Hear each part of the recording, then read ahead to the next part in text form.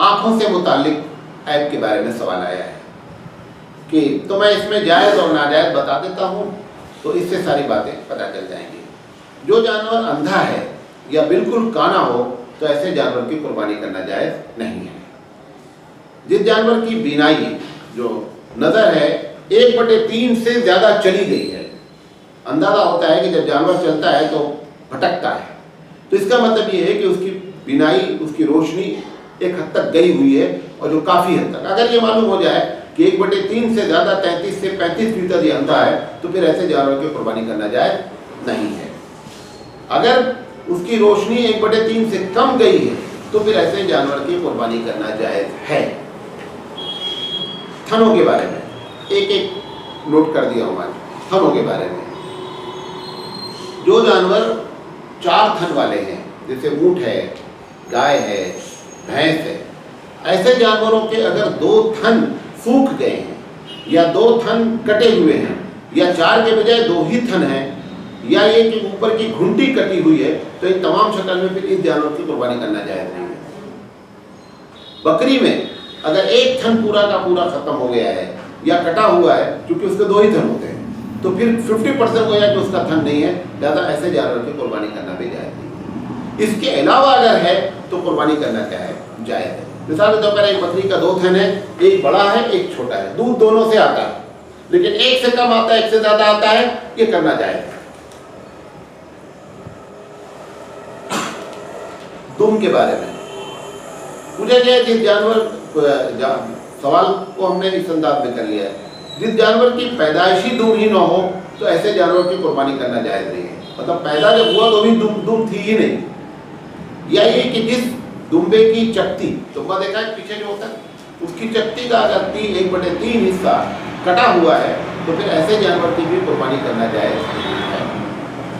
जिस जानवर की दुम पैदाइशी तौर पर छोटी है, होना चाहिए तो बड़ी, उस जानवर की उम्मूमन जितनी होती है, लेकिन पैदाइशी तौर पर दुम क्या है, छोटी है, तो इसका एतबार नहीं किया जाएगा, कुर्बानी इसकी की जा सकती है। पाँव के मुताबिक पूछा गया, जो जानवर इस कदर लंगड़ा होकर के चले कि चलने के काबिल ना हो तो ऐसे जानवर की कुर्बानी करना जायज़ नहीं। या ये जानवर का पैर जख्मी है, और इतना जख्मी है कि वो पैर ज़मीन पर रख नहीं पाता है, 3 पैर से गोया चलता है, बहुत हल्का सा टच हो करके आगे बढ़ जाता है, तो फिर ऐसे जानवर की भी कुर्बानी करना जायज़ नहीं है। इसका उल्टा है, अगर एक पैर रखता है, सहारा लेता है, पूरा जमा देता है, करके उस पर लोड कम डालता है और आगे बढ़ जाता है, तो फिर कुर्बानी करना इसका जायज़ है।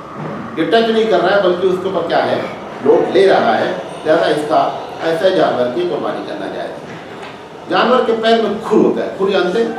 जो सामने नाखून टाइप रहता है, तो कभी कभी जानवर के खुर बहुत लंबे से ऐसे निकल आते हैं। उस लंबे से निकलने से उसको चलने में क्या होती है, तकलीफ होती है, टाँच लेकर के चलता है, फिर एक घसीटता है, ऐसा थोड़ा सा झटका ले लेकर के चलता है, तो ये जो खुर निकला हुआ है ये ऐब नहीं है, ज़्यादा इसकी कुर्बानी की जा सकती है। ज़बान के मुताल्लिक, जिस जानवर की ज़बान 1/3 से ज़्यादा कटी हुई है, ऐसे जानवर की कुर्बानी करना जायज़ नहीं है। और हज़रात के नज़दीक बकरी के बारे में है कि ज़बान अगर कटी है, लेकिन इतनी कटी है कि चारा खाती है तो पता नहीं चलता है,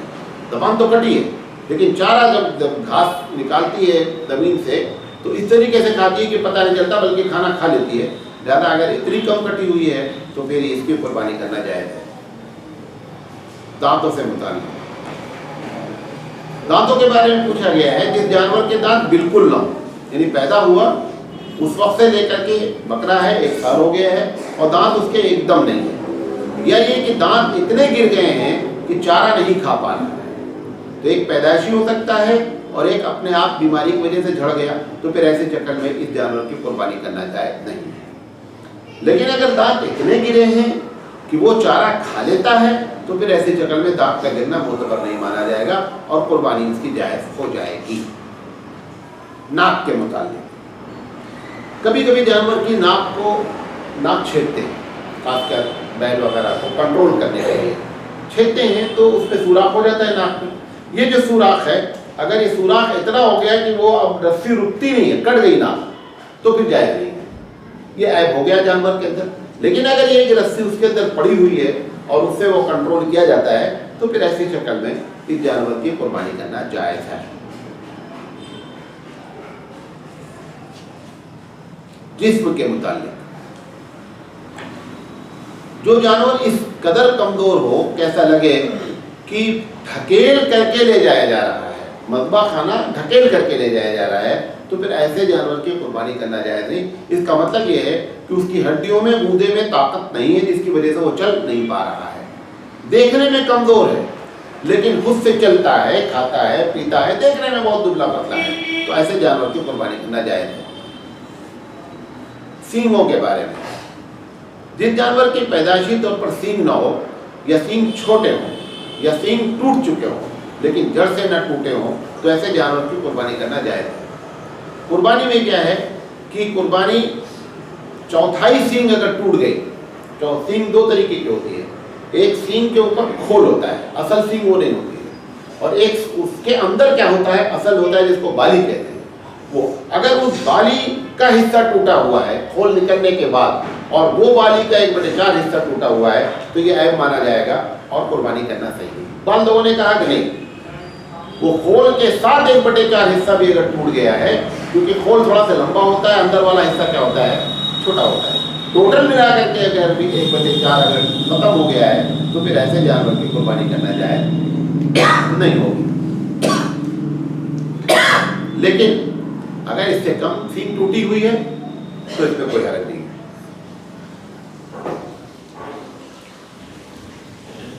کانوں کے متعلق تفصیل سے سنا تھا، پوری تفصیل سے بتا دیا۔ جس جانور کی پیدائشی طور پر ایک یا دو کانہین ہو، ایک کان ہی نہیں ہے، دونوں کان ہی نہیں ہے، تو اس کی قربانی جائز نہیں ہے۔ اسی طرح جانور کا کان 1/3 حصے سے زیادہ کٹ گیا ہے، آپ دیکھ رہے ہوں کہ بعض جانور کے کان کو ایسے چیر دیا جاتا ہے یا اس میں سوراخ کر دیا جاتا ہے۔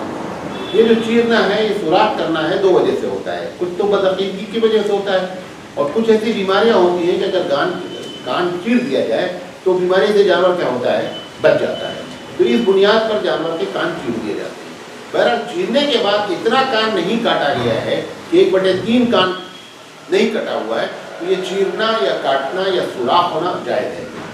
قربانی کی جا سکتی ہے۔ لیکن اگر اتنا کان کاٹ دیا گیا ہے، 1/3 کان کاٹ دیا گیا ہے تو پھر قربانی کرنا جائز نہیں ہے۔